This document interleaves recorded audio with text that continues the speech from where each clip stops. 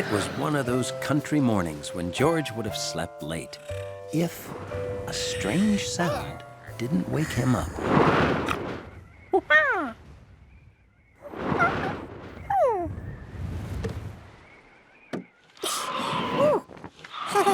On a windy day, the country house windows were almost musical.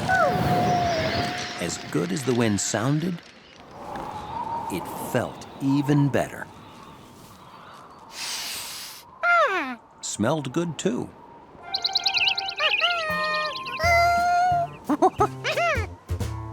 There had to be lots of things a clever monkey could fly out his window, like heavy winter socks. Birds he drew.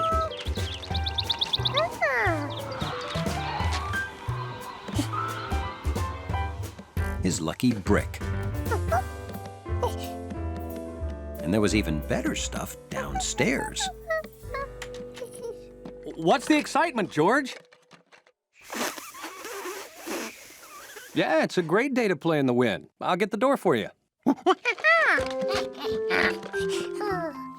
George, if you're wondering how a big yellow hat would fly, you know the rule, buddy. No one is allowed to play with the yellow hat. Have fun. Clean up after yourself, and don't blow away. George couldn't decide what he'd fly first. And then he didn't have to.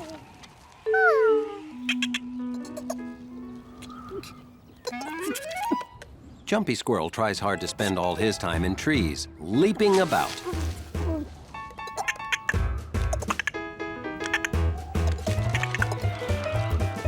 But when it's time to eat, he has to go where the nuts are buried.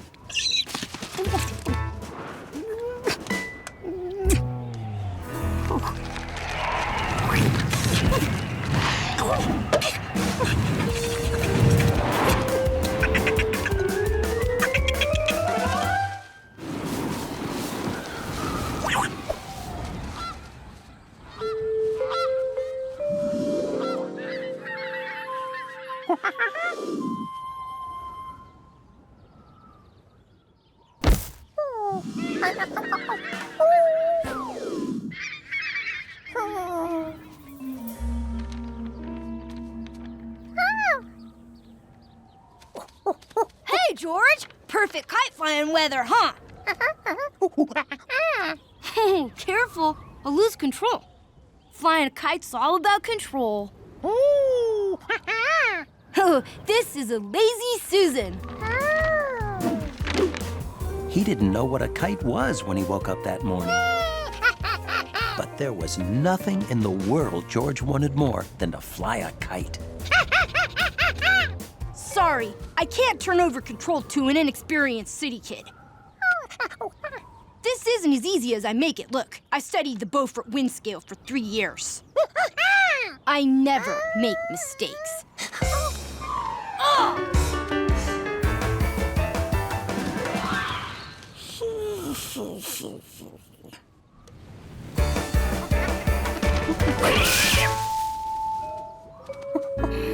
Rats! That's never coming down.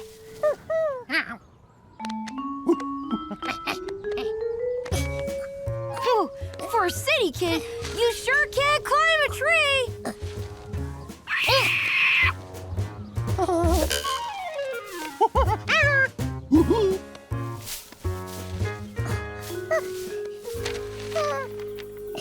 Not a scratch. Thanks, George. As a reward, I'll let you fly her. Bill! Billy! Coming! I promised I'd help Mom gut a pumpkin. I won't be long. You watch the kite till I get back.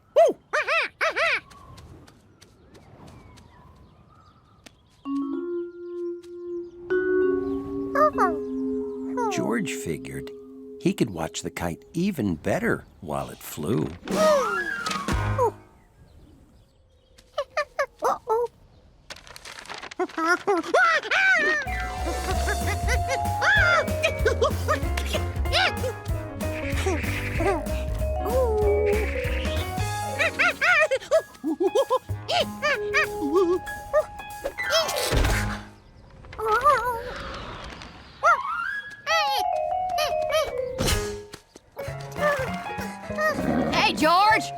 your kite? I don't think I can reach it. Oh, careful there, fella, don't fall. Gotcha.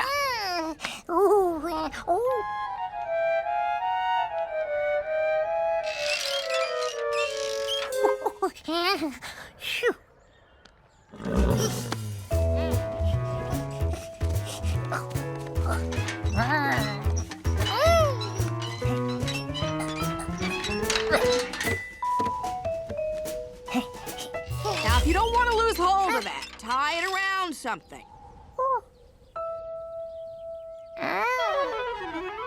George was really flying that kite now. Or maybe it was flying him.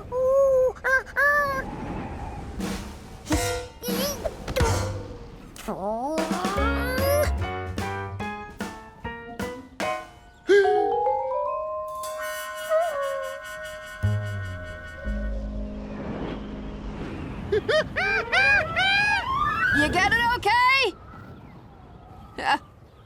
Left without saying goodbye. City folk.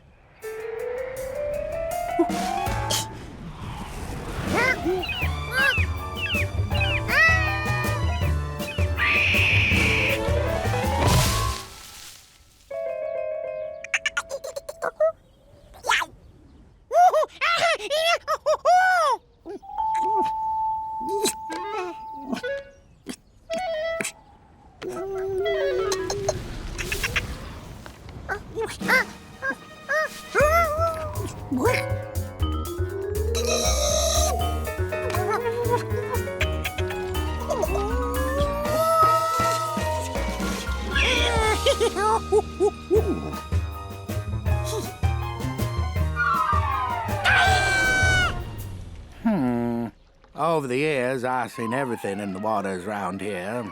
Seen trout, salmon, haddock. Did you see that flying monkey? Seen flying monkeys, striped bass, blowfish.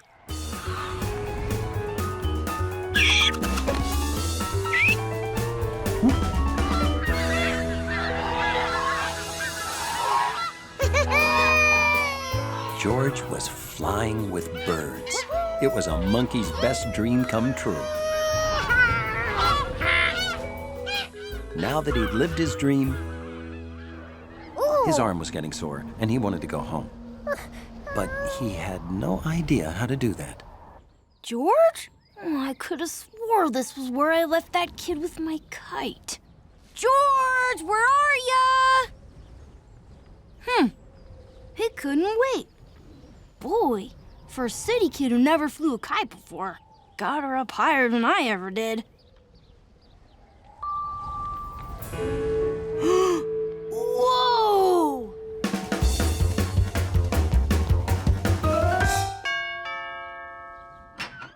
Well, hi, Bill. You own binoculars? Sure do. What's trailing behind that kite? Oh, it's George. It's George! And he's got a squirrel on his head. Bill, you call the fire department. Okay. Why? I don't know. They seem to know how to do everything. What are you gonna do? I'm going up there after him. The world below looked beautiful and unfamiliar. George wasn't even sure which way was home anymore. Oh, and the squirrel in his head was hungry. Flying was the best and the worst thing that had happened to him all day. George! George! It was his friend, the man with the yellow hang glider.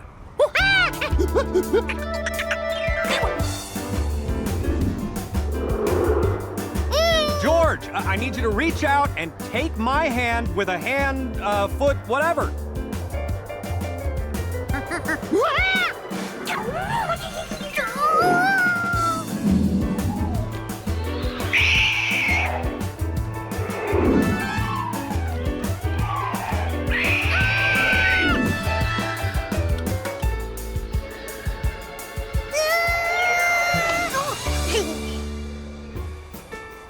All right, guys, hang on tight. We're going home.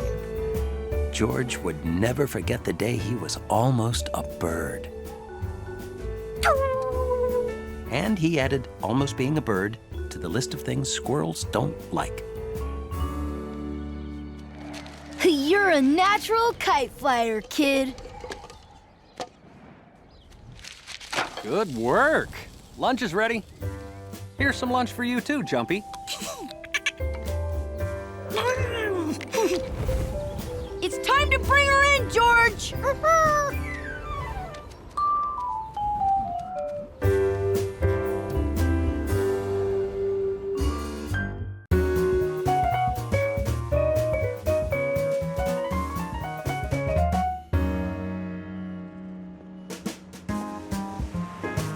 It was a special day for George. A visit to the museum. But first, a stop at Piscatty's for a sweet Sunday treat. George, they're not going anywhere.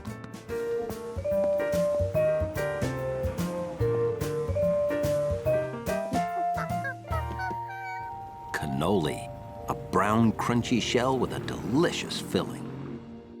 See? 2, just for us.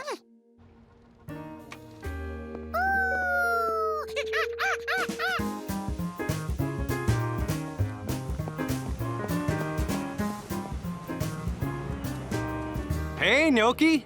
You have your own house now?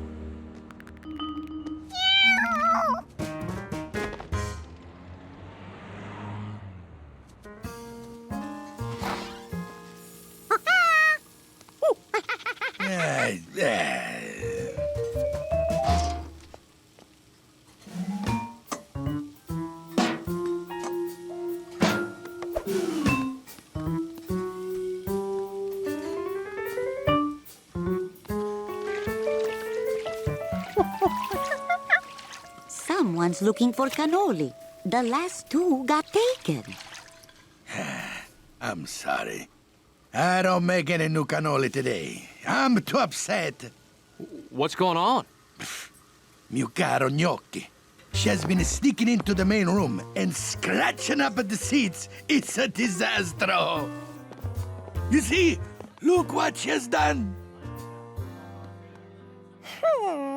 Can you believe a little gatto, a sweet little kitty, could do such damage?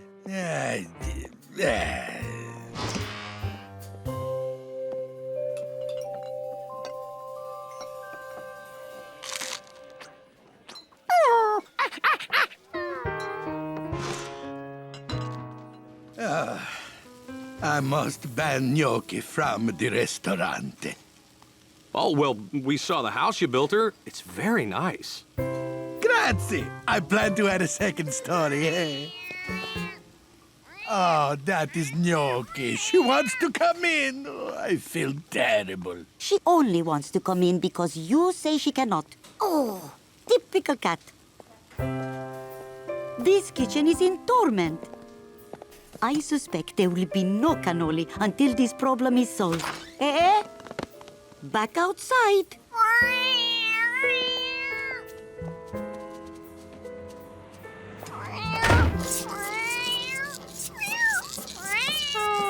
Oh, don't worry, George. I'm sure they'll solve the problem.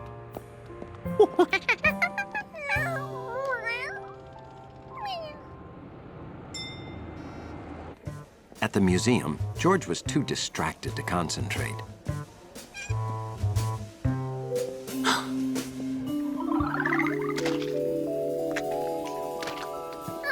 Professor Wiseman. Hey guys, welcome to my new exhibit. It's called How Great Scientists Got Their Great Ideas.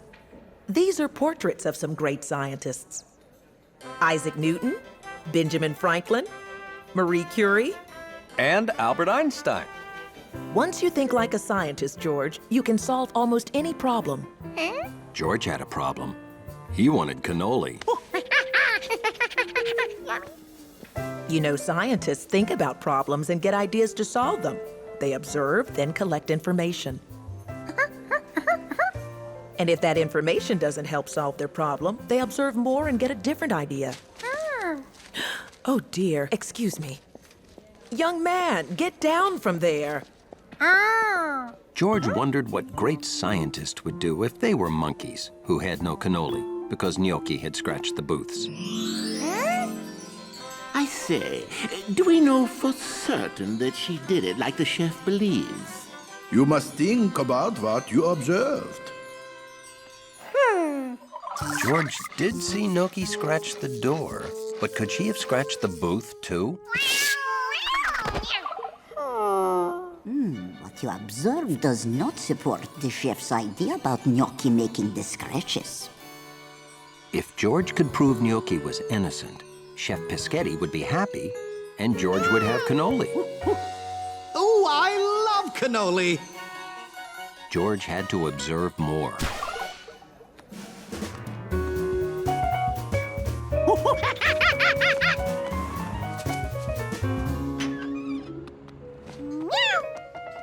Gnocchi was thrilled to be back in the restaurant. Now she could go back to her old routine. George needed something to draw on.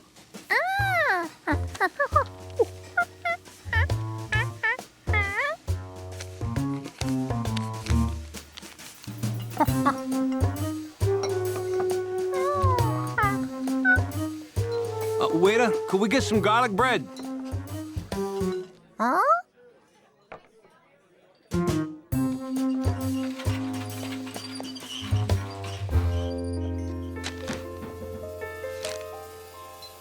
George needed to measure both sets of marks.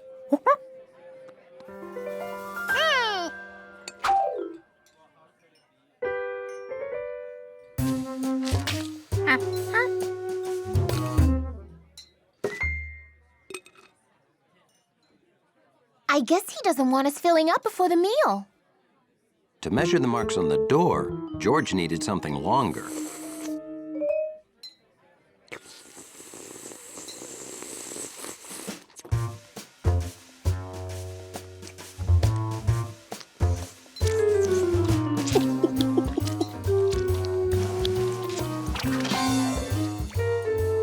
I think he's a restaurant critic. He's taking samples of the pasta.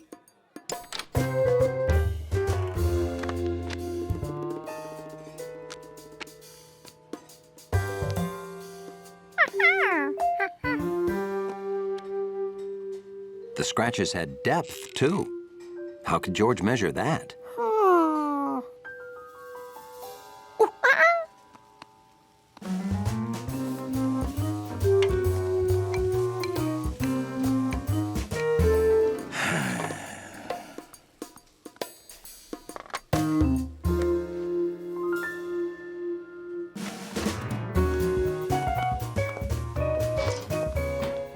Where's that side of ravioli? But I just cooked it. Waiter, could we get some water?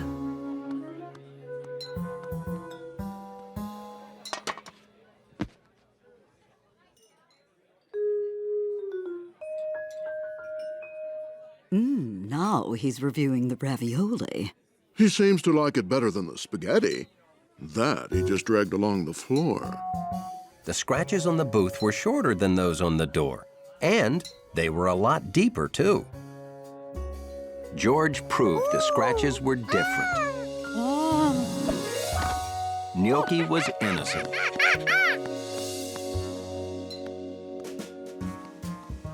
But then, who was making the scratches? George couldn't leave this problem unsolved. He had to find out what was making those scratches.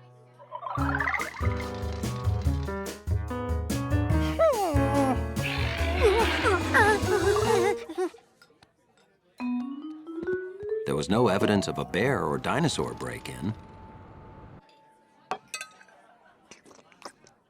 Where is our garlic bread? We ordered it quite some time ago. I think your waiter is quite lazy.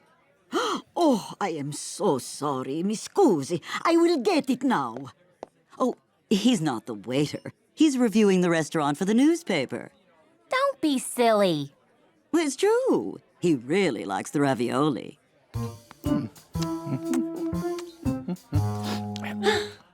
This scratch hadn't been there earlier. It was brand new. This is the most thorough reviewer I have ever seen. Well, that's not a restaurant critic or a waiter. It's a monkey. A great scientist wouldn't let a problem get the best of him. George had to calm down and use his head.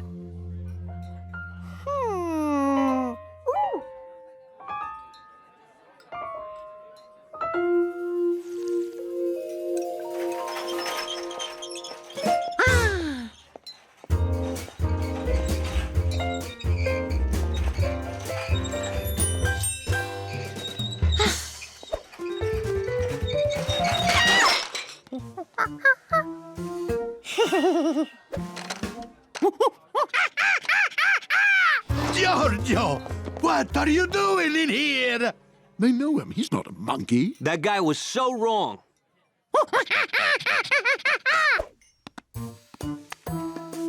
George showed them what he had discovered.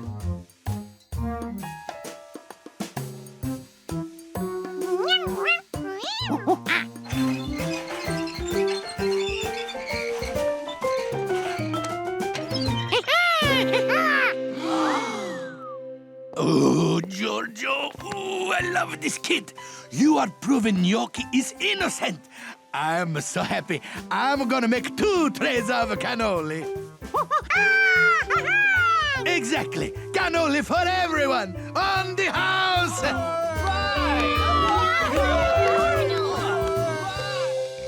Making enough cannoli for everyone was exhausting, because though George thought like a scientist, he ate like a monkey.